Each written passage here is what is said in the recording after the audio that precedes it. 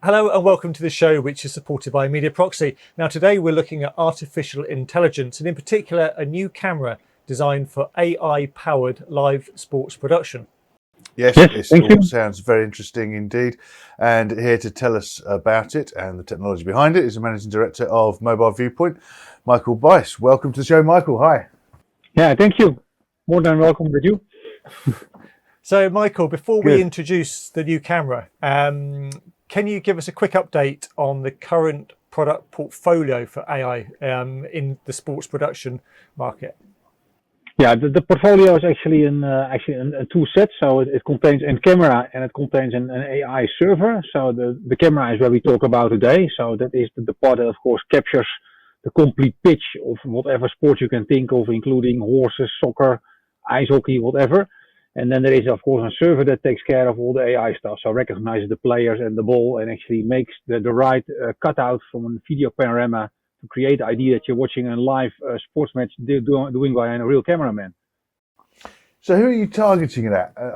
Is this only broadcast, or are there benefits for clubs, leagues? At what level? Yeah. And what sort of AI-based sports? You know, what are we doing? We're really targeting on the broadcaster and actually the production companies who are hired by the rights holders or the broadcaster to make the production. We see a big opportunity in doing semi or full automation of sport production of second and third tier leagues and events. And you can think of what, for example, about the second league of rugby or in the Netherlands, the fourth league soccer. And also in the UK, you see a lot of leagues with, of course, the Premier one gets on TV by nature and also with high production budget. But there are more leagues that also are very nice to watch, but doesn't have the amount of money available to do it with a lot of cameramen and with a lot of people. And that is the group we are focusing on. And after that, we can also look at the clubs, at individual clubs. But our focus is really doing leagues via production companies or rights holders. We mentioned at the start of the show, Michel, that you've released a new camera this week, in fact. Can you tell us a little bit more about that, what it does, the benefits and so on?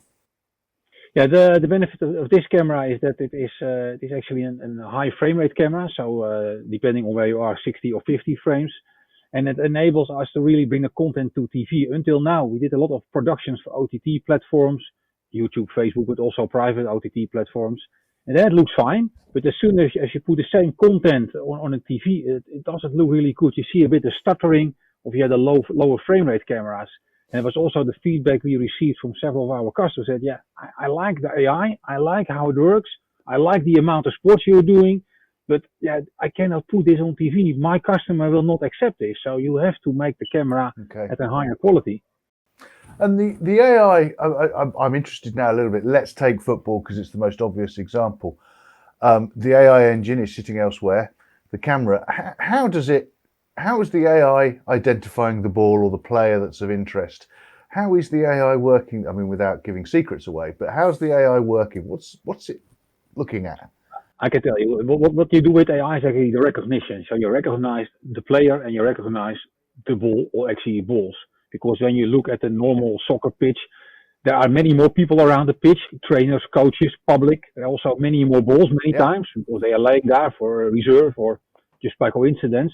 So after the AI detects all the players, people, balls, then actually there's a lot of logic behind who defines what is the really interesting ball and what are really the interesting player. And then another layer of logic makes the right shot out of this whole big thing of recognition stuff. So the secret is sometimes a little bit more in the rules after the AI than in the AI itself. So with AI, we know that your Tesla car drives also automatically on the road. So the recognition people and balls and players and cars, that's all already behind us. A lot of people made that, so that's not anymore the trick. It's more that you write the logic for every sport individually, that you really make the nice camera shots that fit as it was a real cameraman or a real director doing the whole match. Is the advantage of an AI camera is that to reduce the amount of humans needed effectively to control what's going on, or is it to give the viewers a better experience, or a bit of both? A bit of both. Of course, you can now put up more cameras around the pitch because you don't have to bring cameramen for every camera.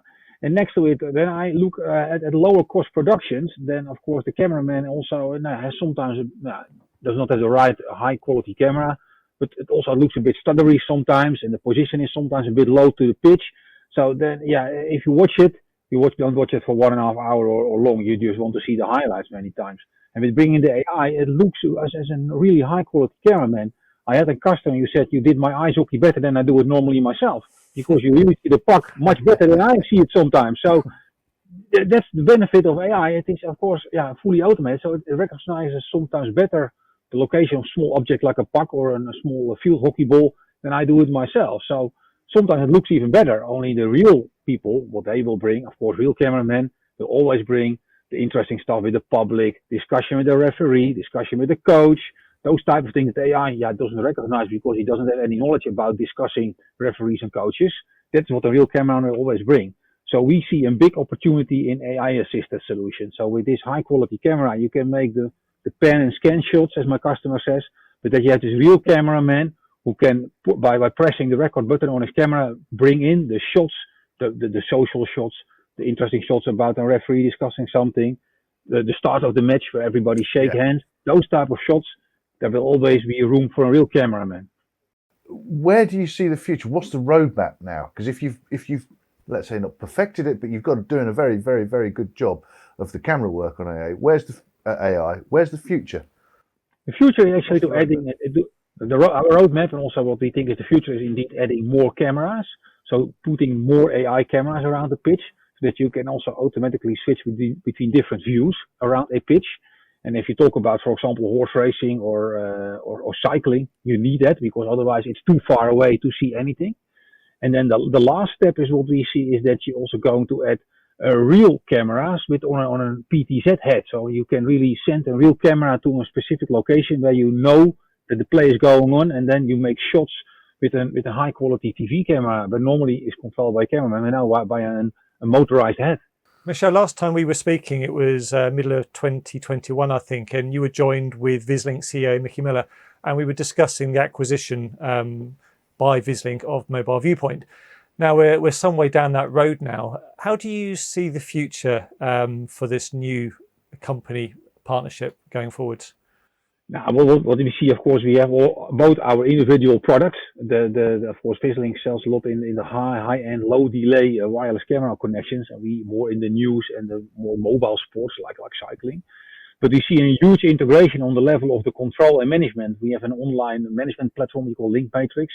And we are now one by one adding the Vislink equipment into the same control platform. So we bring to customers now something really new they never had before, that they can actually remotely control their COFDM decoders, they can remotely control their encoders, they can configure them. And also we are bringing, of course, the hybrid solution as well, so that you combine bonding with COFDM. So as soon as you follow the team from the stadium to the parking lot where they get on the bus, you can still keep on your connectivity using bonded technology.